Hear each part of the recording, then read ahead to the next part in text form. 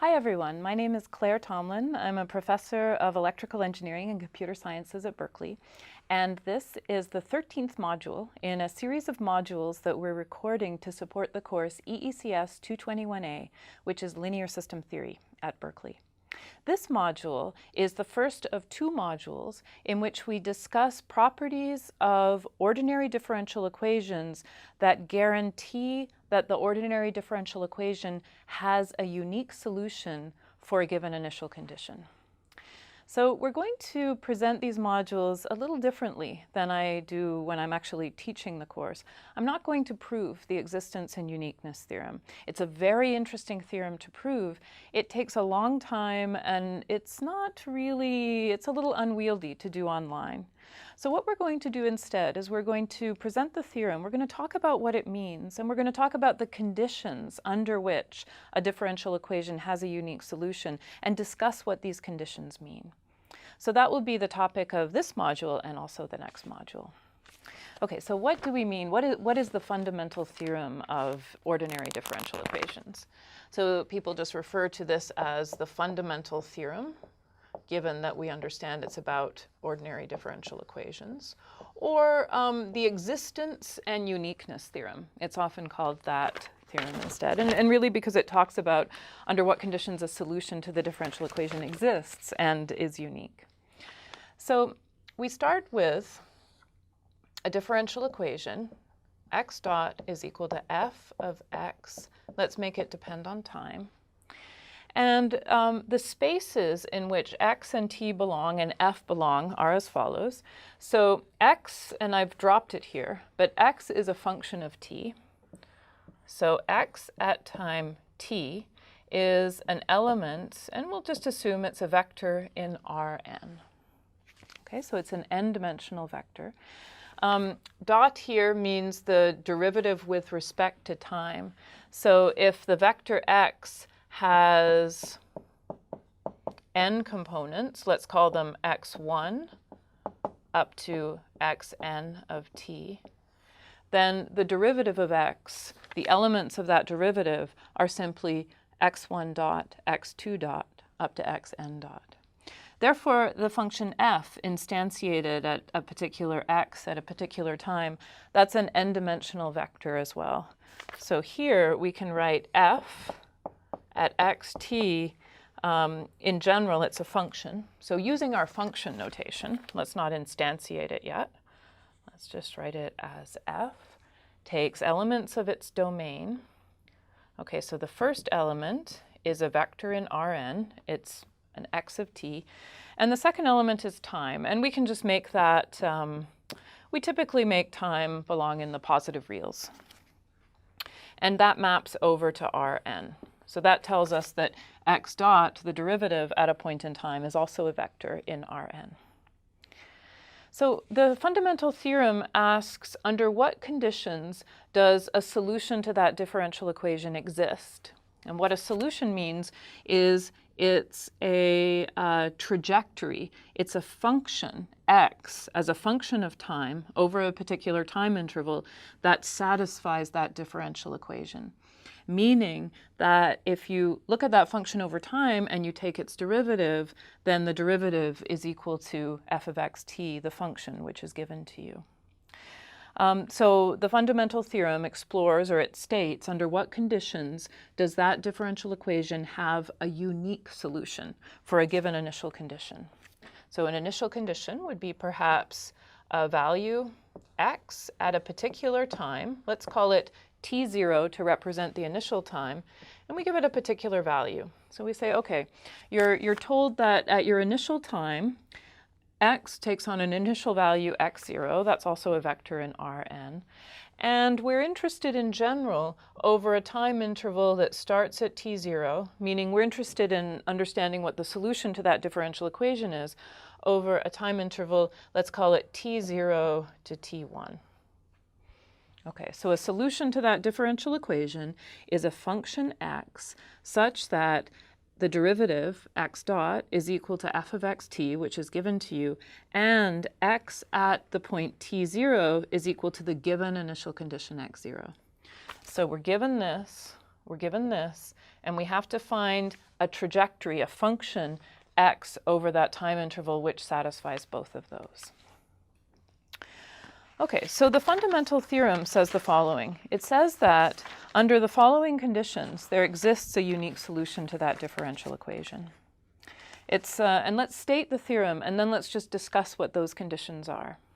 So the fundamental theorem says that if f as a function of t, so let's write it as follows, f as a function of t.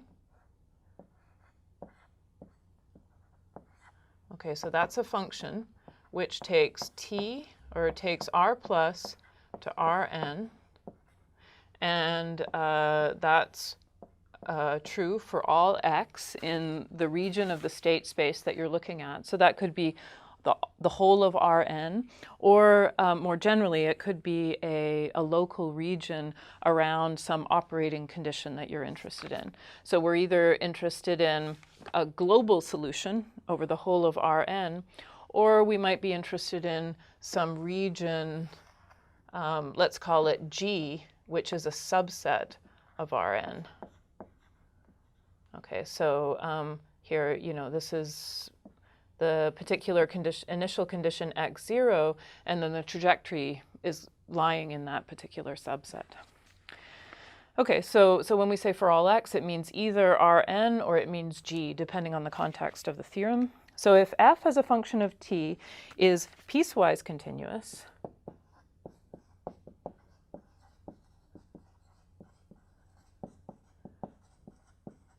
or we could just say if f is piecewise continuous in time. So this just means as a function of time, that's piecewise continuous. And f as a function of x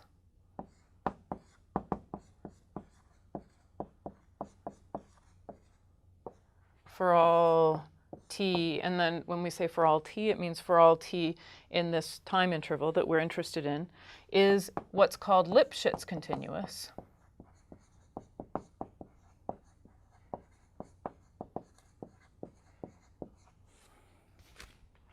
And that's either true for all x in Rn or x in G as appropriate. Then there exists a unique, okay, so there exists a unique function of time. Let's call it phi. This is going to be our solution, which maps r plus to Rn, which is differentiable almost everywhere. So we call differentiable C1. So just C0 would be continuous. C1 is differentiable, which is differentiable almost everywhere, and we'll qualify that in a second.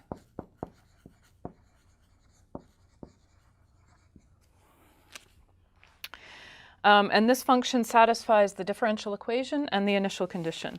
So it satisfies the initial condition, phi at time t0 is equal to x0, and phi dot at t is equal to f of phi of t almost everywhere. Okay, so it's going to be differentiable almost everywhere. It's going to be differentiable except at points where f is not continuous. So we'll discuss what piecewise continuity means in a second, but it basically means that there are points that satisfy some kind of well-behavedness condition at which f is not continuous. And so we'll call those points, so we'll characterize them here. The function phi of t is differentiable except at points. So for all t in the time interval that we're interested in, t0 to t1, take away, so this is our set minus notation, take away a set of points d, which d represents the set of points at which f is not continuous as a function of time. Okay, so so there's sort of two important things we've said here. The first is that we've derived two conditions, or we've stated two conditions on F, where F is the right-hand side of our differential equation, such that two things hold. The first thing is that there exists a solution, and the second is that that solution is unique. And the two conditions that you need are that the right-hand side of the differential equation F, the right-hand side is a piecewise continuous function of time, and it's a Lipschitz continuous function of x. If those two conditions hold, then you can guarantee that there exists a unique solution for that initial condition. If you keep the differential equation the same, but you change the initial condition, then there would exist a different solution, which starts at that new initial condition.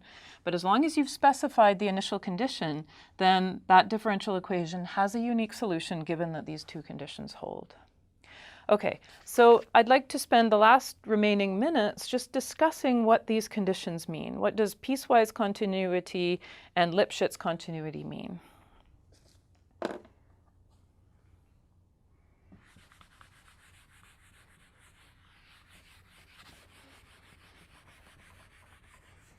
We've been using the term continuity in our previous modules.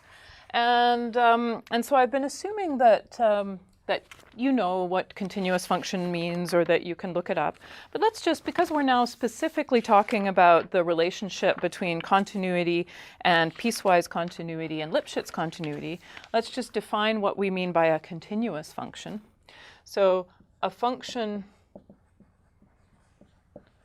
f of x, or f, so it's a function of some x, is continuous if for all epsilon there exists a delta, and here epsilon and delta are real numbers greater than 0, such that if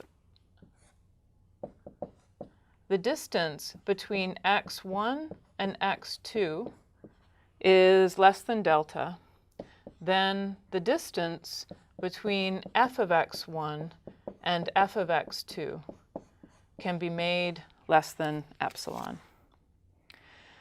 Okay, so one word about this then. This, we're assuming that these are, so as part of the theorem, these are assumed to be positive real numbers.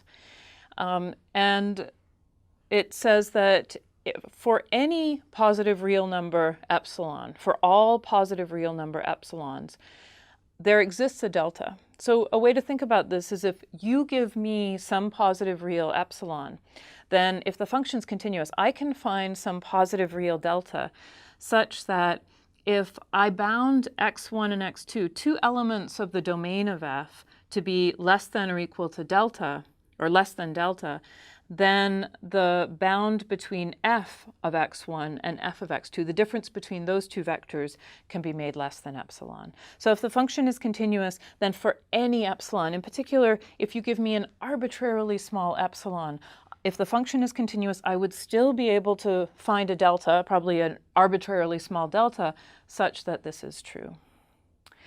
And of course, I've used the norm notation here, so we're assuming that f is a function between normed vector spaces, and this is an appropriate norm on those vector spaces. Okay, so basically continuity has this sense that, as you think about your domain, and if you think about 2 points in the domain and f acting on those 2 points, that if the distance between those points is small, then if the function is continuous, then that sort of distance being small will be maintained over in the range, that f of x1 and f of x2 will be close together.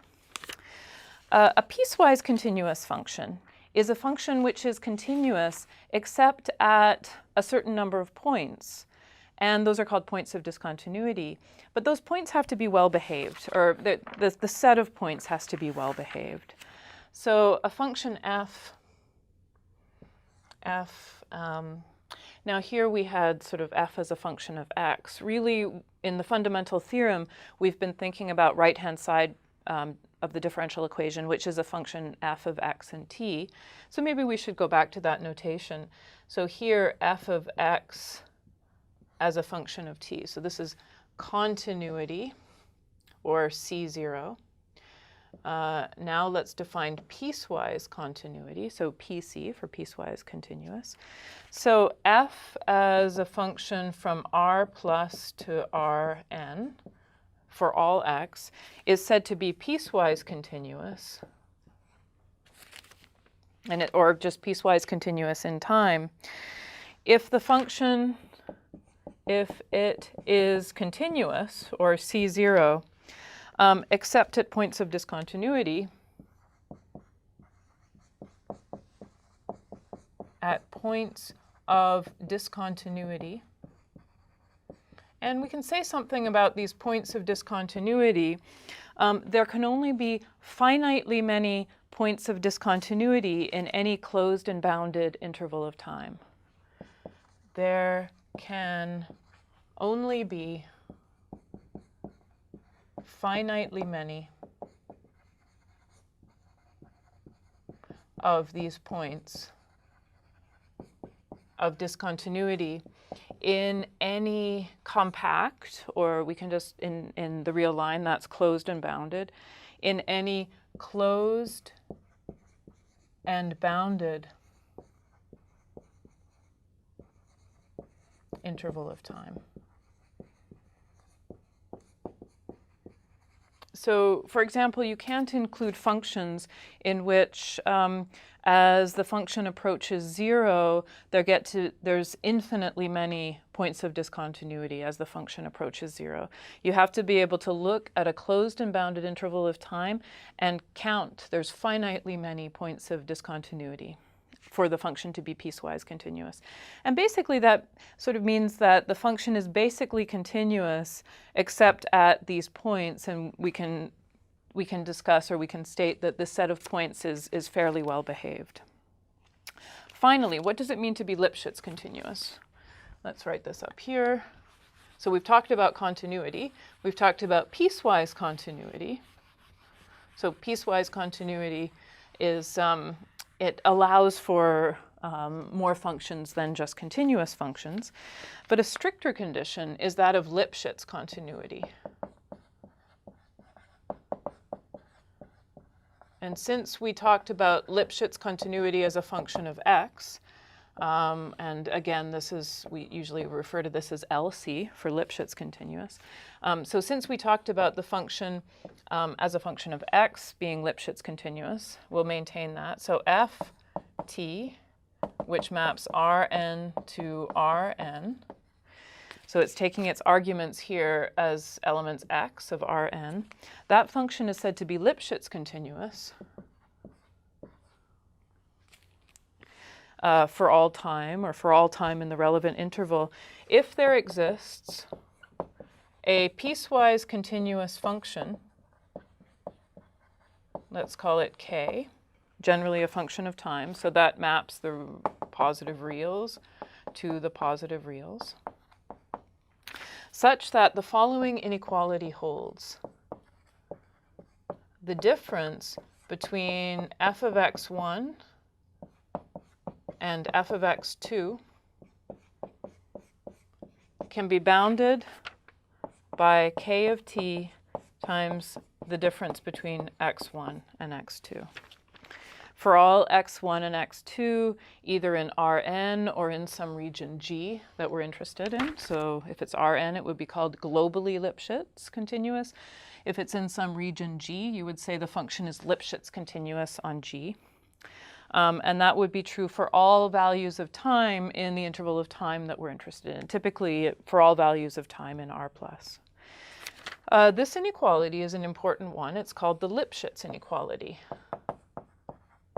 Lipschitz inequality. And the function k is called the Lipschitz function. So the Lipschitz function.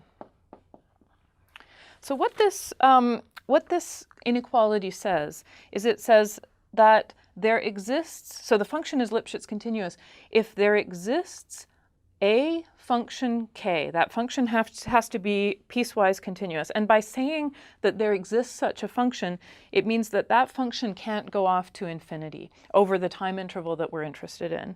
So it can't go to infinity on compact or closed and bounded time intervals. So it's there exists such a function such that the bound between f of x1 and x2, the difference between f of x1 and f of x2 can be bounded to be less than or equal to that function times the difference between x1 and x2.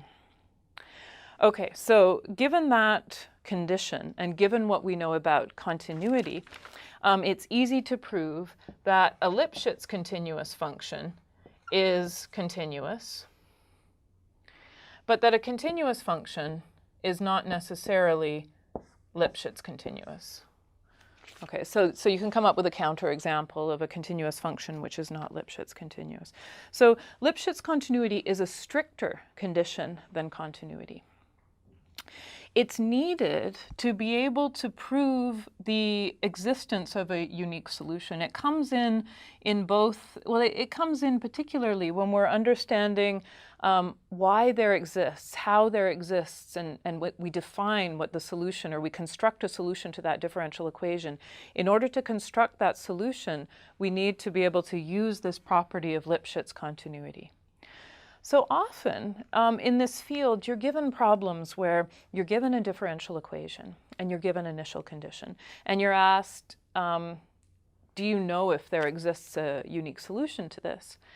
And so in order to answer that, I mean, it may be hard to integrate the differential equation and try to find a solution, but you're being asked something more general. You're being asked, does there exist a unique solution? So in order to answer that, you just go back to the statement of the theorem. And you look at that and you say, okay, well, if the differential equation that you've given me, the function on the right-hand side is Lipschitz continuous in x and piecewise continuous in time, then yes, there does exist a unique solution. It's generally easy to show that something's piecewise continuous in time. It's generally harder to show that something is Lipschitz continuous. We have to show that this inequality holds. And so what I'm going to do in the last minute or two is just give you a condition or a candidate Lipschitz function. So what's hard about showing that something is Lipschitz continuous is deriving such a function k.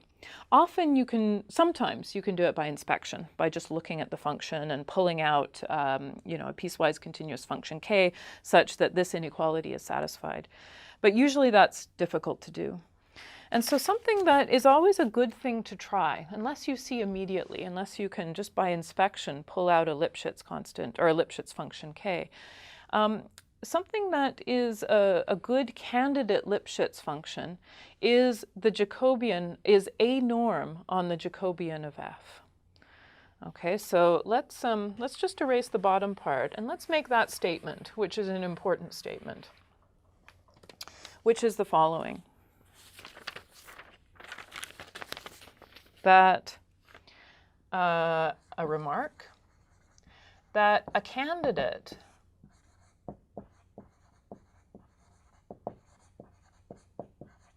Lipschitz function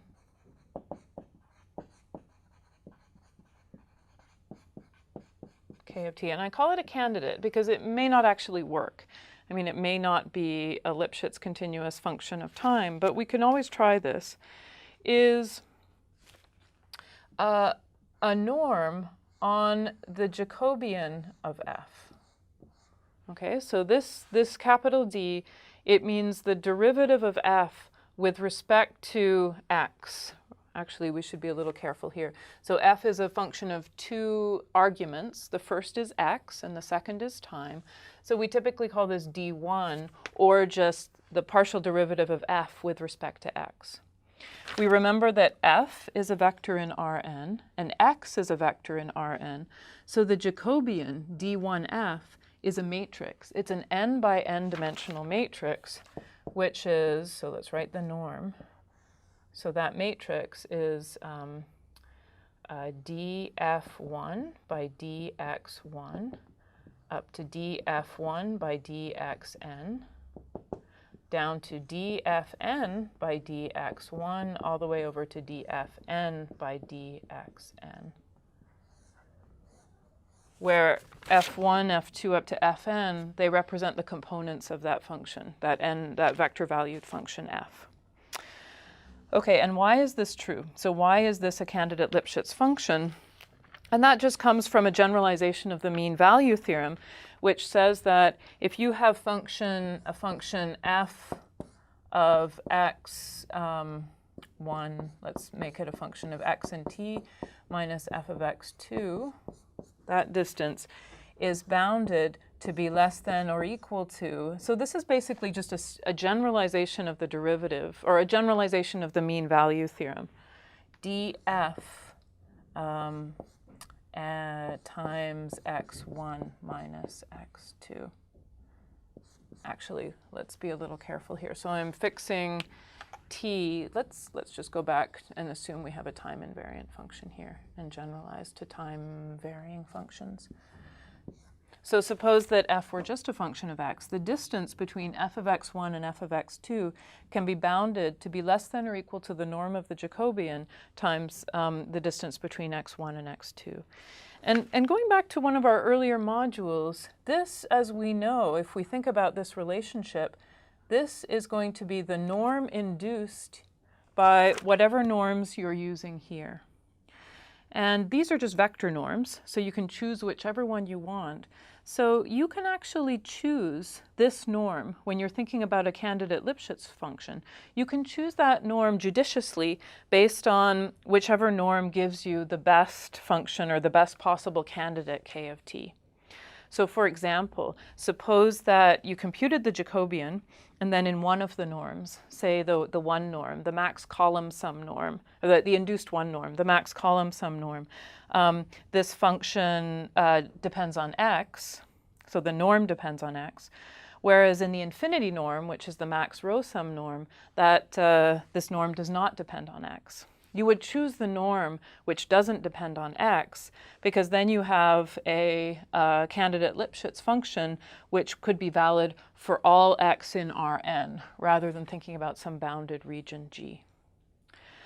Okay, so we've stated in this module the fundamental theorem, the existence and uniqueness theorem of solutions to ordinary differential equations.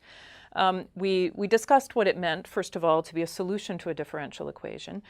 We presented the statement of the theorem, which is that if the right-hand side of the differential equation is Lipschitz continuous in x and piecewise continuous in time, then you're guaranteed to have there is guaranteed to be a solution. A solution is guaranteed to exist for that initial condition.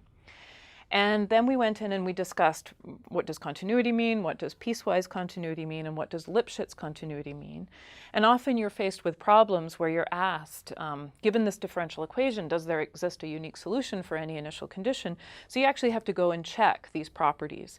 Piecewise continuity is often easy to check. Lipschitz continuous continuity is often harder to check. But a candidate Lipschitz function to use based on this inequality here, which comes out of the mean value theorem, is simply a norm, an induced norm on the Jacobian of f. And so that gives you a guide. Often that's the first thing you should try when you're asked if a function is Lipschitz continuous, is one of the induced norms on the Jacobian. Okay, so with that, I'd like to conclude this module, and we're going to go on in the next module to talk about the uniqueness condition in that fundamental theorem which we stated. Thank you.